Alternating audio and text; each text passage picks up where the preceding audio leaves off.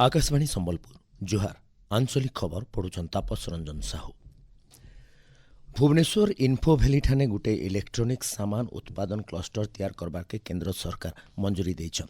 राज्यसभा इ बाबदे सूचना देकिरी केंद्र इलेक्ट्रोनिक्स और प्रजुक्ति विद्या राष्ट्रमंत्री जितिन प्रसाद कहिछन 203 एकड़ नु एतका जगह थी तैयार हेबार के थिबा ए प्रकल्प थी 200 कोटी नु एतका टंका खर्च हेबा। इथिलागी केंद्र सरकार 93 कोटी टंकार आर्थिक अनुदान जुगै देबे। इ प्रकल्प थी 1530 कोटी टंकार निवेश सहित 3000 नु एतका निजुक्ति सुजोग सृष्टि हेबा बोलकरी आस करा जाउछि। देशे जहाज और बंदर मानकर सुरक्षा लगी गोटे समर्पित संस्था बंदर सुरक्षा ब्यूरो गठन हेबा। इथिलागी केंद्र स्वराष्ट्र और समवाय मंत्री अमित शाह गलाकाल गोटे समीक्षा बैठक करिछन।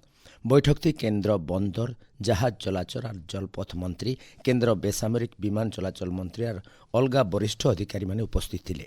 बैठक थी सारा देशर बंदर मानक लगी गोटे बरकस सुरक्षा ढांचा तैयार करबार आवश्यकता उपरे मंत्री श्री शाह जोर देइथिले। भिन्न भिन्न प्रकार समस्यार समाधान और परिवेश सुरक्षा करबार दिगे ज्ञान उपयोग करबार सहित सामाजिक सद्भावना के तहके करी मानव समाजर सेवा करबार के राज्यपाल डॉक्टर हरिबाबू कंभमपाटी आह्वान देइछन।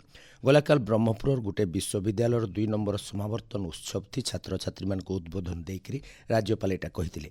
इथि नुआदिल्ली AICTE रो उपाध्यक्ष उपस्थित थिले। राज्यर फी ब्लॉक नो 2टा उच्च शिक्षानुष्ठान और जिला नो गुटे लेखा बहु विषय गवेषणा भित्तिक विश्वविद्यालय 2047 मसीहा तक स्थापना करा जिबार के लक्ष्य रखा जायछि बोली उच्च शिक्षा मंत्री सूर्यवंशी सूरज कहिछन। विश्वविद्यालय कुलपति महाविद्यालय अध्यक्ष और आंचलिक शिक्षा निर्देशकों को नेक रहितिबार कर्मशाला थी। मंत्री श्री सूरज कहिछन जे उच्च शिक्षार्थी अंतर्भुक्तिकरण के प्राधान्य देवार दिके विभाग काम करुछि। विकसित भारत निश्चित रोजगार और आजीविका अभियान ग्रामीण बिल 2025 संसद अनुमोदन पाई।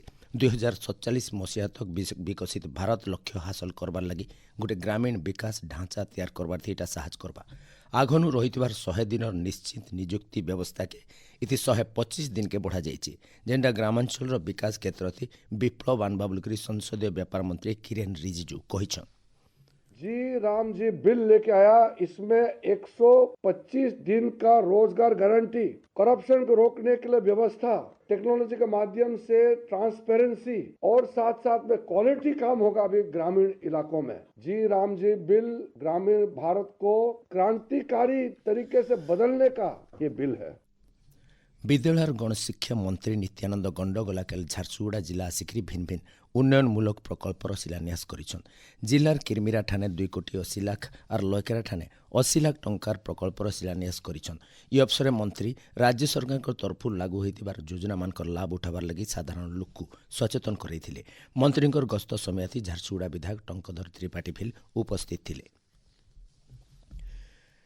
बामरा ब्लॉक मिनी स्टेडियम ठाने ब्लॉक स्तरीय मत्स्य और प्राणी संपद मेला 2025 हो जाइए। कार्यक्रम के पंचायतीराज मंत्री रविनारायण नायक उद्घाटन करथिले। अवसर 4 जन प्राणीपालक और 4 जन मत्स्य चाषी को सम्मानित करा जायतिला। इतार छड़ा प्राणी संपद विकास और मत्स्य विभाग तरफु 6 जन चाषी को आर्थिक सहायता भी जुगे दिया जायतिला।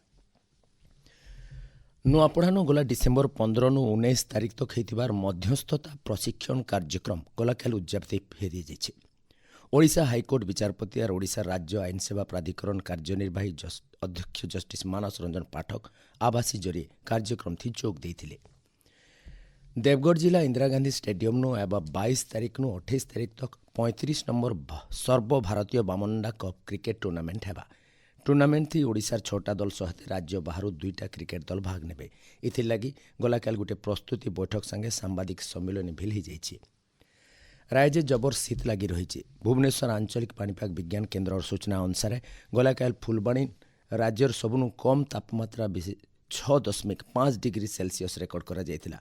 आबा 24 घंटा भितरे संबलपुर सुंदरगढ़ झारसुगुड़ा और कंधमाल नो बहलिया कुहुड़ी लगी पाणीपाग केन्द्र तरफु सतर्क सूचना जारी करा जायछि।